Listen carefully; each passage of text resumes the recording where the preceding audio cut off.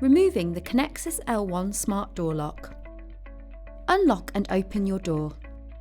Remove the battery cover. Take out the batteries.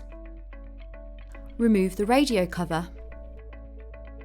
Remove the fixing screws.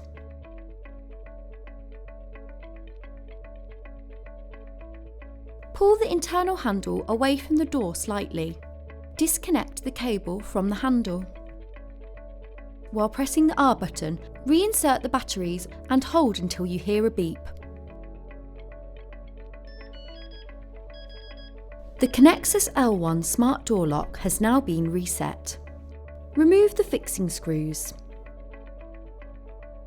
Now remove the internal fixing plate, being careful when feeding through the cable. Replace the cable guide.